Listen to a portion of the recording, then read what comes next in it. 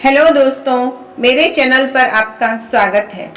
आगे के वीडियो में हमने देखा कि कौन सा खाद्य पदार्थ किस तासीर का है, वह ठंडी तासीर का है या गर्म तासीर का है, जिसमें हमने रसोई में काम में आने वाली हर चीज जैसे अनाज, दालें, तेल, मसाले, सब्जी, फल आदि के बारे में जाना कि उसकी तासीर कैसी है। अब हम इस ज्ञान का उपयोग हमें जीवन में किस प्रकार से करना है, उसे ऋतु के अनुसार भोजन में कैसे उपयोग में लेना है, इस बारे में जानेंगे।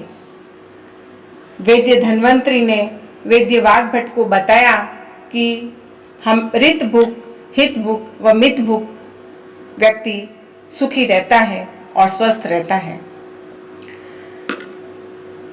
मतलब कि भूख से थोड़ा कम खाने वाला, ऋतु के अनुसार भोजन करने वाला और हितकारी मतलब कि पौष्टिक भोजन करने वाला स्वस्थ रहता है। हम ऋतु के अनुसार भोजन करना चाहिए इस टॉपिक पर थे। हर ऋतु की हमारे शरीर पर अलग अलग असर होती है, अतः मौसम के अनुसार आहार में परिवर्तन जरूरी है, जिससे हमें ठंडी, गर्मी व अन्य असर को सहन कर सकने की और उसका प्रतिकार करने की क्षमता प्राप्त हो सके।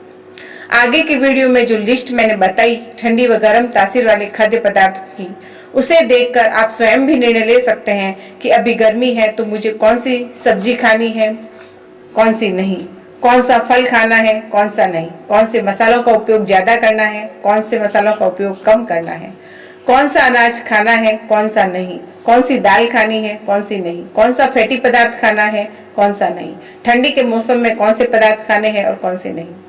फिर भी मैं आज ऋतु के अनुसार भोजन के बारे में ज्यादा अच्छे से सब स्पष्ट करके बताऊंगी। सबसे पहले बात करते हैं ठंडी के मौसम की।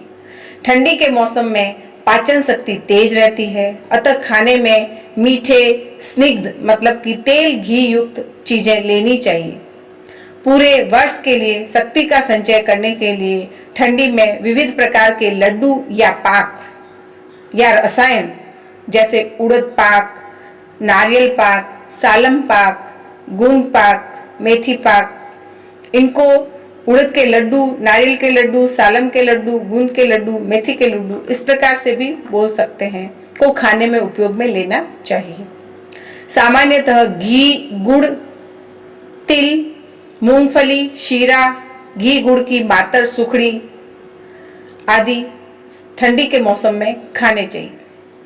फल और सब्जी में आंवला, बोर, गाजर, टमाटर, बैंगन, मूला, मोगरी, पालक, मेथी आदि खाने चाहिए।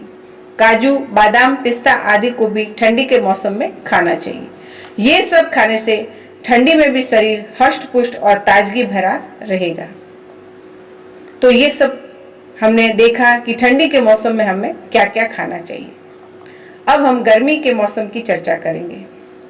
ठंडी का मौसम पूरा हो जाता है, उसके बाद में गर्मी का मौसम आता है। लेकिन दोस्तों, ठंडी और गर्मी के मौसम के बीच में एक संधि की ऋतु आती है, जिसे बसंत ऋतु कहते हैं। यह होली से पहले आती है। गर्मी के मौसम में गर्मी ज्यादा पड़ती है, शरीर में जमा कफ पिघलने लगता है, अतः होली आने से पहले हमें सेका हुआ चना, सूखी रोटी मतलब खाखरा, ज्वार की रोटी, पॉपकॉर्न, चावल की फूलियां, ज्वार की फूलियां आदि रूखे पदार्थ खाना शुरू कर देना चाहिए। ठंडी और गर्मी के बीच की ऋतु जो बसंत ऋतु होती है, वह होली के आसपास आती है और अपने साथ खांसी, कफ का बुखार आदि रोग लेकर आती है। अतः इस मौसम में बिना या कम घी का तेल वाला भोजन करना चाहिए। और आगे मैंने जैसे बताया वैसे रूखे पदार्थ जैसे जौ और ज्वार की रोटी, सेका हुआ चना, पॉपकॉर्न, ज्वार की फूलियां, चावल की फूलियां, सूखी रोटी आदि कफ मिटाने वाले चीजें खानी चाहिए। तो इस प्रकार से दोस्तों हमने ठंडी के मौसम में क्या खाना है उसकी चर्चा की। गर्म चीजें खानी है, काजू, बादाम, पिस्ता, विविध प्रकार के लड्डू, घी, गुड़ आदि। उसके बाद जब गर्मी के मौसम शुरू होती है, उससे पहले आती है बसंत ऋतु, जो होली से पहले आती है।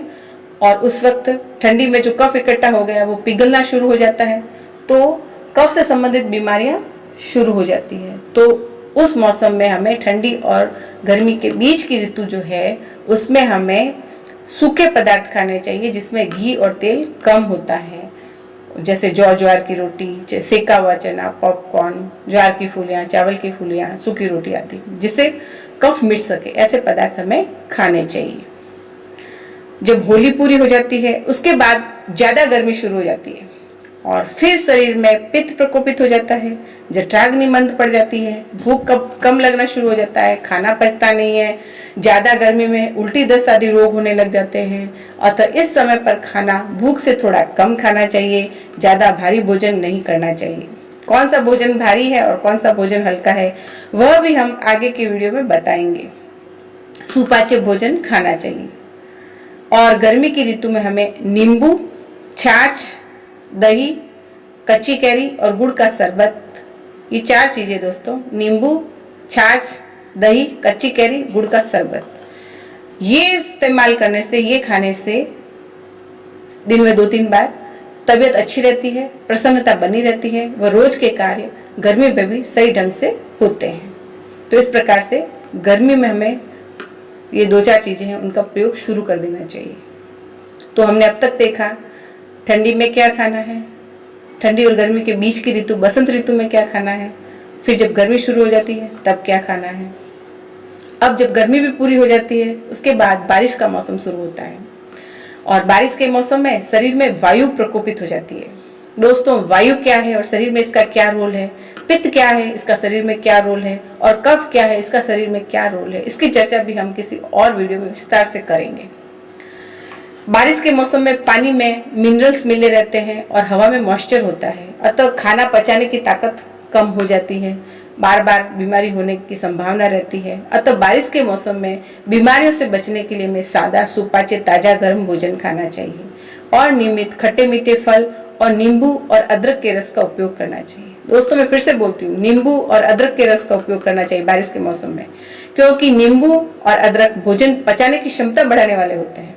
बारिश के मौसम में भोजन पचाने की क्षमता कम हो जाती है, अतः नींबू और अदरक जो होते हैं वो भोजन की पाचन करने की क्षमता है उसको बढ़ाते हैं। इसलिए हमें बारिश के मौसम में नींबू और अदरक के रस का उपयोग करना चाहिए, परंतु इसका उपयोग खाने से आधा घंटे पहले करना चाहिए, खाने के बाद नहीं। खाने के बाद करेंगे तो फायदे की जगह उससे नुकसान होता है, ऐसा आयुर्वेद बताता है। खाने के आधे घंटे पहले नींबू और अदरक के रस का शरबत पीने से पाचन क्षमता बढ़ती है और खाना अच्छे से पच जाता है और कोई तकलीफ नहीं होती है। नहीं तो फिर अगर खाना पचेगा नहीं तो पेट में गैस हो जाएगी, अपच हो जाएगा और भी पेट की समस्याएं हो सकती है। बारिश के मौसम में हमको अगर तबीयत एकदम बराबर से रखनी है, किसी प्रकार का सर्दी, ताव, खांसी कुछ भी नहीं हो, तो हमें महासुदर्शन चूर्ण का 2-3 ग्राम जितना रोज चूर्ण लेते रहना चाहिए।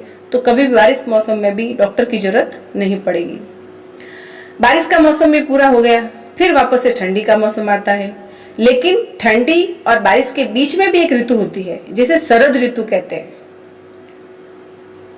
ठंडी और बारिश के बीच में फिर एक ऋतु होती है, दोनों के जो जॉइंट होता है ठंडी और बारिश का, उसके बीच में उसे शरद ऋतु कहते हैं और वह दिवाली से पहले आती है। आसो और भाद्रपद, ये 2 महीने शरद ऋतु के होते हैं और इस मौसम में बादल खुल जाते हैं, तेज धूप पड़ने लग जाती है, अतः शरीर में पित्त प्रकोपित हो जाता है, जिससे उल्टी, ताव आदि पित्त रोग उत्पन्न हो जाते हैं और इस मौसम में मलेरिया, पीलिया जैसी बीमारियां होने लगती हैं।